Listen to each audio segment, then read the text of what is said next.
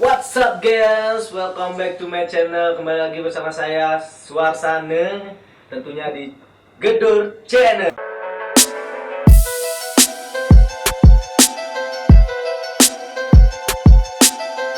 Jadinya udah. Hah?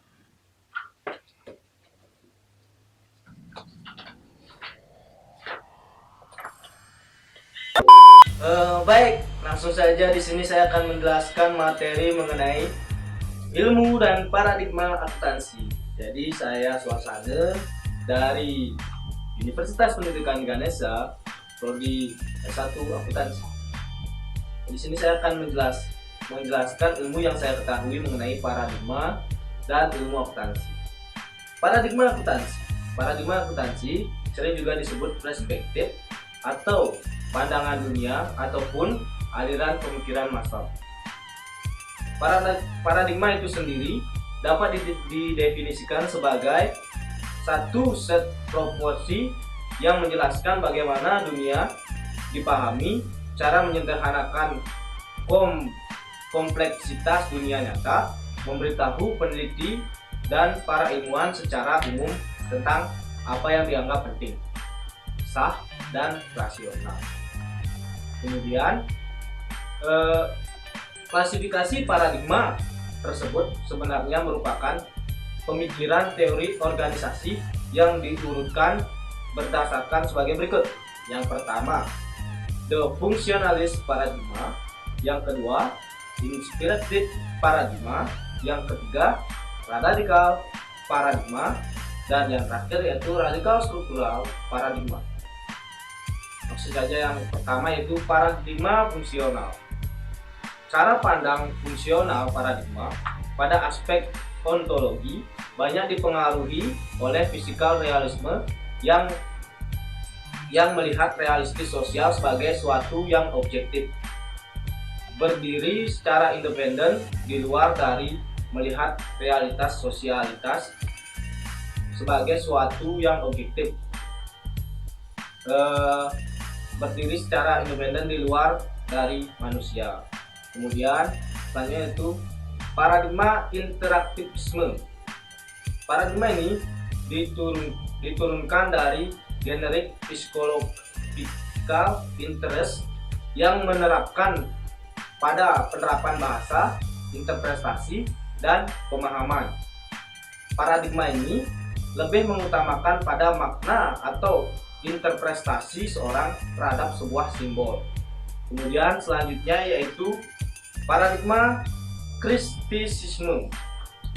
Jika paradigma yang pertama melihat realitas dalam struktur yang objektif dan paradigma yang kedua melihat pada cara yang subjektif, maka paradigma ini melihat realitas sosial berbeda di antara keduanya.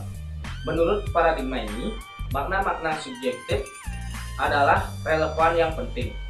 Namun, hubungan-hubungan paradigma ini juga tidak bisa ditolak. Perhatian utama dari paradigma ini adalah pembuka mitos dan ilusi, mengekspos struktur yang nyata, dan mempresentasikan realitas sebagaimana adanya. Kemudian yang terakhir yaitu ada paradigma postmodernisme.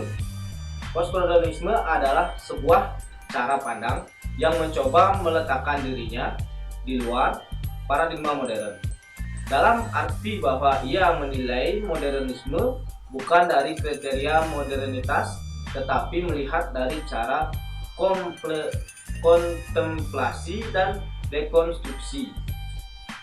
Kemudian yang selanjutnya yang saya ketahui yaitu mengenai ilmu akuntansi. Ilmu akuntansi itu sendiri yaitu suatu ilmu yang dipergunakan untuk mempelajari seluruh aktivitas pemasukan dan pengeluaran keuangan. Lalu, akuntansi sendiri merupakan suatu proses mencatat, mengelompokkan, meringkas, mengelola, serta menyajikan data transaksi dan juga seluruh aktivitas keuangan, sehingga bisa digunakan sebagai acuan dalam pengambilan keputusan ekonomi dan tujuan lainnya.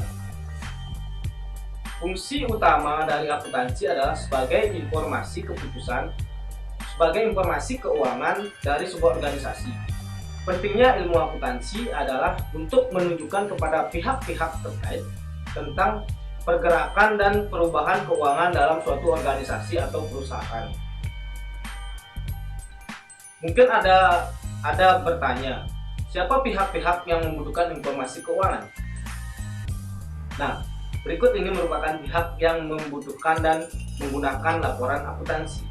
Yang pertama, ada pihak internal, dan yang kedua, ada pihak eksternal.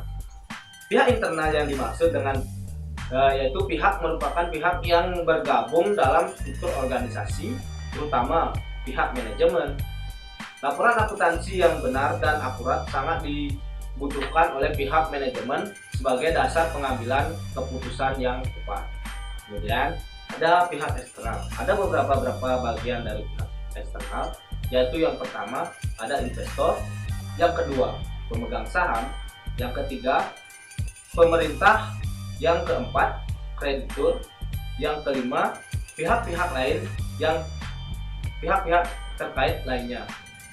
Investor, akuntansi keuangan suatu perusahaan sangat penting bagi investor sebagai penentu apakah ia akan menanamkan modalnya atau tidak jika posisi keuangan dalam laporan akuntansi menunjukkan keuangan yang baik.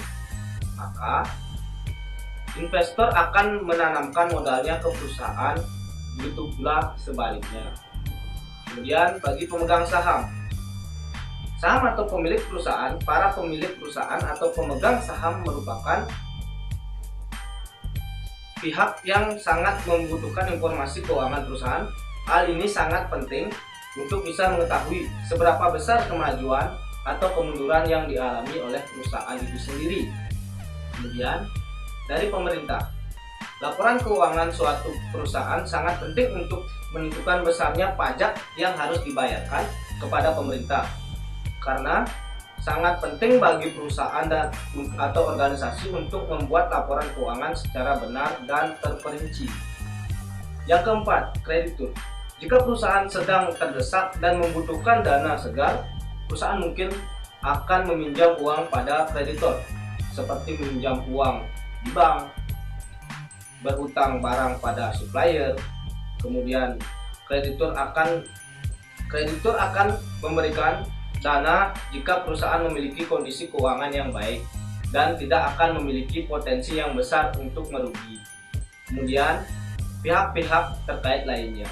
Selain pihak-pihak yang disebutkan tadi, masih ada beberapa pihak yang membutuhkan informasi akuntansi, misalnya sekitar pekerja karyawan, mahasiswa, wartawan, auditor, akuntan publik, dan masih banyak yang lainnya. Sekian pemaparan yang bisa saya sampaikan mengenai ilmu dan paradigma akuntansi. Semoga bermanfaat bagi kalian semua. Jika kalian suka dengan channel saya, jangan lupa subscribe dan tekan tombol lonceng notifikasinya. Saya tunggu ya. Oke, thank you.